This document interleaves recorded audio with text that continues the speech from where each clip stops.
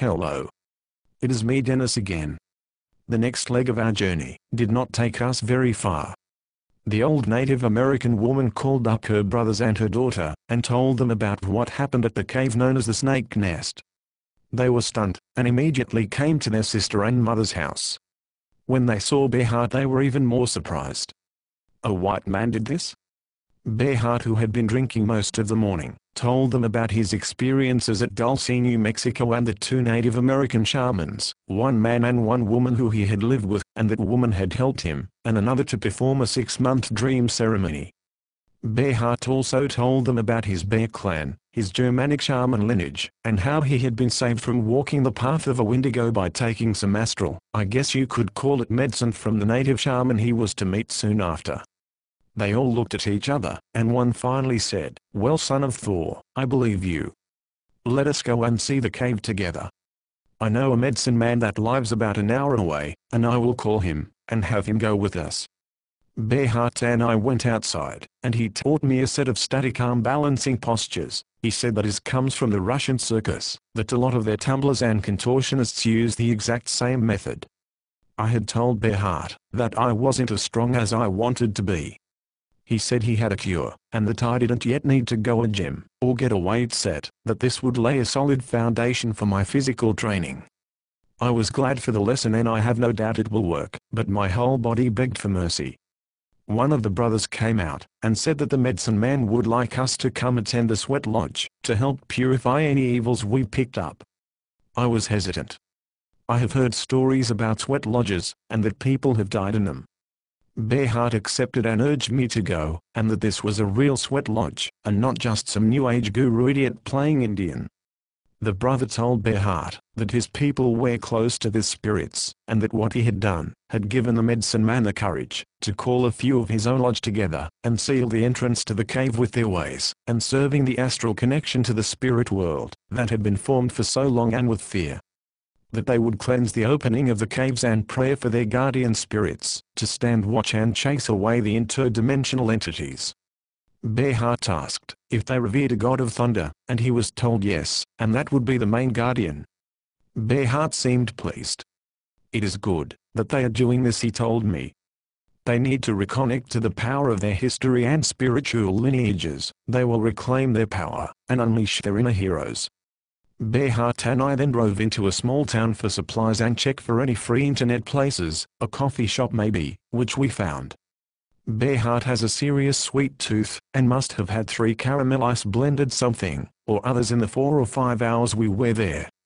He said that, while he tends to try and avoid it, something about sugar can help restore the energy current of the body after traumatic events. He doesn't know if that is just something for him, or if there is anything really more to it. Our conversation turned from ceremonial and hermetic magic's many and varied use of sigils for spirits and planetary realms of influence to the legitimacy of ritual sexual magic. Beart told me that sexual energy is magic, and the release of your true nature is maturely, and without shame, deviling, and understanding your sexual attractions. Your moon sign in your astrological chart is the doorway to knowing and understanding your true self, and how the universe interacts with you. He said, "Don't you notice that the universe seems to treat people differently?" I said, "Yes, I do notice this." He said, "That is because the universe sees you as a collection of vibrations. You would treat a bunny different from a gorilla, wouldn't you? Same goes for the universe treating an Aries compared to a Capricorn. Knowing how the universe is trying to communicate with you can help you understand who to better interact with it." He says that using sexual acts to build up raw emotional, psychic, and physical energy, and containing it as a ritual center, and then at the highest of its critical mass everyone channels the exact same desire in a release, and then most importantly feels good about what they just did, is very, very powerful. Unfortunately, this practice has been demonized by those who have co-opted into thinking sexuality is a sin, or by people more interested in the sexual activity than the magical. Beart assures me he is a huge fan of both. We headed back to the old native woman's house, and traveled with her brothers to the medicine man's land, where I encountered my first sweat lodge. The lodge half dug into the ground, and we drank water, and mingled, and Beart helped with prepare as they built the fire, and heated the rocks. Some of the men they invited did not like Beart or I. White men, they said, are not strong enough to sweat in the lodge. Beart told them of the Germanic forms of self-torture rituals and the sweat lodge methods they use. Still they did not think we should enter. Beart said he would respect their wishes, and did not want to spoil the sacredness of this practice with hard feelings. He said, however, if they were truly brave men they would enter into the lodge with him, and they could all heal together. That both Hercules and Thor have taught him that true strength isn't about holding on, but letting go, and facing the often more painful process of healing, a pain that is worse than getting wounded in the first place. They looked at him and me, and said, "Do you feel the same way?" I said, "Yes, I do." The men who were angry at first looked at us and said, "Finally white men we can respect." I can't go into how the sweat lodge was run, it's very secret, and now that Beart and I are members of this lodge we both have oaths we can't break. I can tell you that it was very hot and the rocks they brought in sparkled, some even had purple flame. The lodge is a dreaming lodge and the sparkles were the starry night sky. Beart stayed in the lodge for the full 4 hours, with the warriors and the elders. I had to leave, but I'm proud to say I didn't leave first. From what I heard from outside laying in the cool grass, and seeing the most amazing night sky I have ever seen, there was laughter, singing, chanting and tears all being shared within that lodge.